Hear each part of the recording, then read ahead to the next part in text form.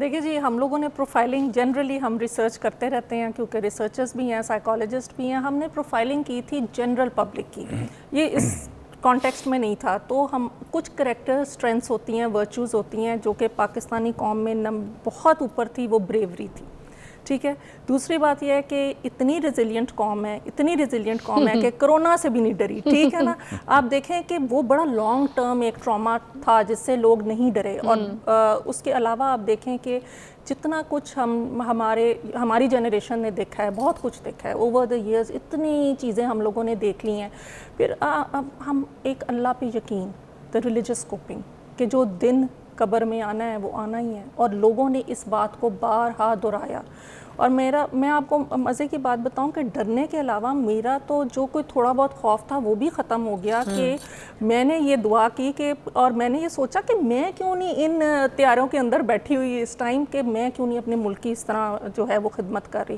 مطلب الٹا ایک ہوتا ہے نا ٹراما، ایک ہوتا ہے پوسٹ ٹرامیٹک گروتھ. وہ میرا خیال میں ہماری قوم کی اتنی ہو چکی ہوئی ہے، اور قوم اتنی زیادہ ریزیلینٹ ہو گئی ہے اور اتنا انجوائے کیا ہے. میں کہتی ہوں کہ لوگ فیئر کی بات کرتے ہیں، شیم آن the other nation جنہوں نے ہمیں یہ سوچا کہ ہم ڈریں گے.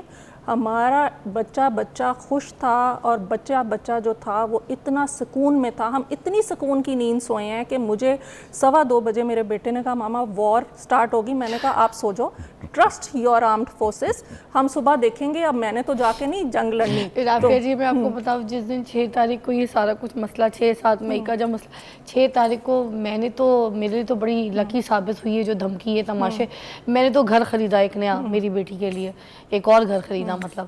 اور 7 تاریخ کو جب یہ مسئلے چل رہے تھے، میں تو گھر کی شفٹنگ کر رہی تھی. میرے گھر میں تو کاریگر بھرے ہوئے تھے، کام کرا رہے تھے، کوئی پینٹ کا کام، کوئی الیکٹریشین کا، کوئی اے سی لگ رہا ہے، کوئی شفٹنگ ہو رہی، کوئی سامان. اور ہم تو بڑا بزی تھے، لوگ نہ رستوں میں ڈرے ہوئے تھے.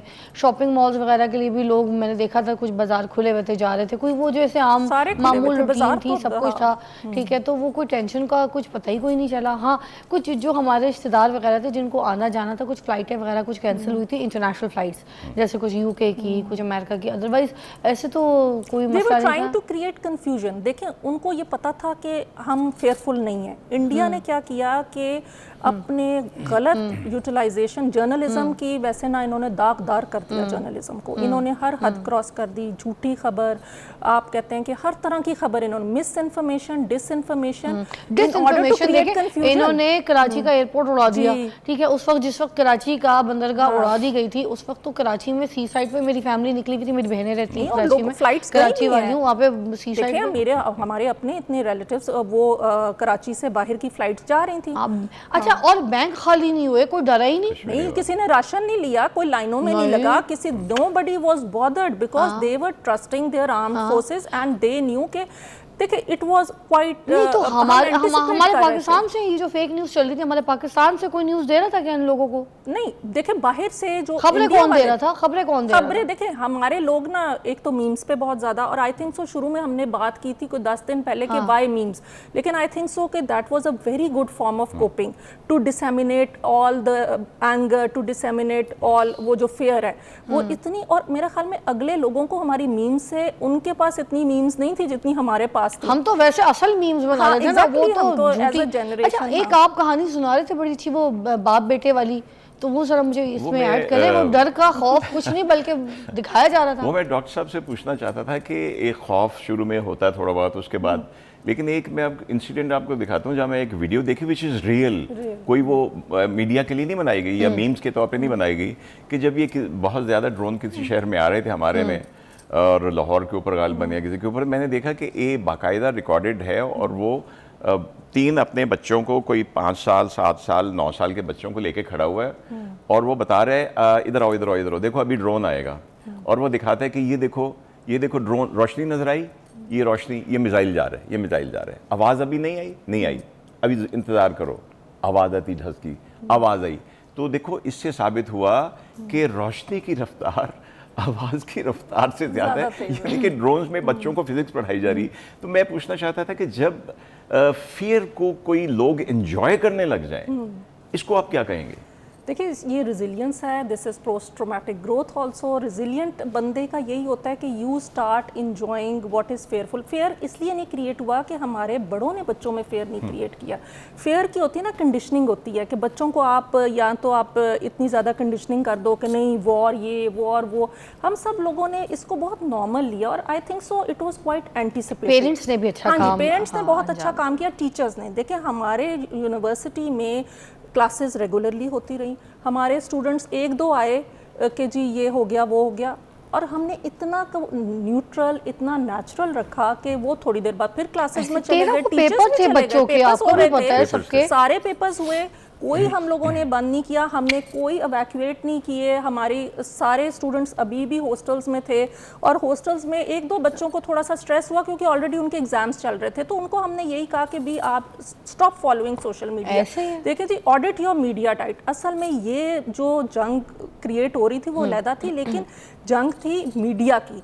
मीडिया पे जो पोर्ट्रे किया जा रहा था वो इसलिए किया जा रहा था कि हमारी कौम के लिए एक फेयर का मैसेज क्रिएट हो, तो वो उल्टा मीम्स में कन्वर्ट हो गया। तो मेरा ख्याल में ये एक जो ब्रेवरी की हमारे कैरेक्टर स्ट्रेंथ है हमारी जनरल पब्लिक में, उसने बहुत फैसिलिटेट किया। और hats off to the entire community के जिसने इतनी अच्छी रिस्पांस दी। एंड इवन कि मैंने अपने मुलाजमीन इर्द गिर्द घर वालों के बच्चों से पूछा, उन्होंने कहा बाजी तुसी हुक्म करो असी हुने चलने हैं, तुझे मैं कहा तुम लोग तैयार हो, कहते वी कैन गो। हाँ, thank you so much Rafia जी, आपका बहुत बहुत शुक्रिया। आपका भी बहुत बहुत शुक्रिया, आज आप दोनों ने मिलके जो है ना यहाँ पे साथ दिया। आपने पूरे, मैं कहूँगी अपनी टीम, अपनी जो है ना उनकी तरफ से यहाँ पर प्रेजेंट हुए, और आपने उनकी आवाज़ बन के अपना जज्बा और हौसला हमारे साथ शेयर किया। और आपने भी, और मैं कहूँगी आज के प्रोग्राम में आपसे हमें अंदर की बहुत सी बातें पता चली हैं, तो thank you both of you.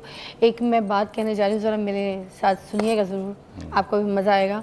तो गौरव आर्या इंडिया के नालायक तरीन मेजर, जो रिटायर एफ से जल्दी से हो गए, फोर्स जिनको ठुड्डा नहीं ऐसे धक्के मार के निकाल दिया। उनकी वैसे तो पूरी की पूरी फौज ही नालायक है, मगर उन सबसे महान नालायक गौरव आर्या है। जाए बातें तो ऐसे करते थे कि पूरी इंटेलिजेंस इन्हीं के पास है। ओए होए कि पाकिस्तान तबाह हो गया है, ऐसी फेक खबरें, इतनी गंदी गंदी खबरें फैलाई हमारे बारे में। इतना फेक कॉन्फिडेंट कहाँ से ले आते हो गौरव आर्या? हैं आप अपने मीडिया के, ठीक है, गौरव मीडिया के, गौती मीडिया के जो है ना ख़ास बंदे हैं, पैसा ले रहे होंगे, हाँ ले रहे होंगे, मगर बात तो ठीक क्या करो, मुँह ठीक नहीं है तो, मगर क्या सा मुँह बंद हुआ है आपका, समझ आई है? आई गई होगी। ये होता है, ये है पाकिस्तान। ये पाकिस्तान लगता नहीं है कि ये कर देगा वो कर देगा। आओ ना पाकिस्तान। गौरव आर्या, अगर तुम्हारे अंदर इतना तप्पड़ है ना, ये जो अब तुम लोग सिंदूर ऑपरेशन करते फिर रहे थे ना, ये किधर गया तुम लोग का सिंदूर ऑपरेशन? आंखों से बह रहे हैं तुम लोग के ये सिंदूर हैं, आंसू। अपने तुम्हारे पहुँचने वाला भी कोई नहीं है, घर में जाके मुंह छुपा के रो रहे होगे, किसी बिल में जाके छुपे होगे। भूल गए हमारी चाय हैं? इस चाय में मुंह डालो और खुद बनाओ और डूब के मर जाओ। समझ आ रही है? तुम लोग को चिल्लू भर पानी नहीं चाहिए, तुम लोग को पाकिस्तान की तरफ से एक कप चाय चाहिए जिसमें डूबो और जलीलो मर जाओ बगैर तो।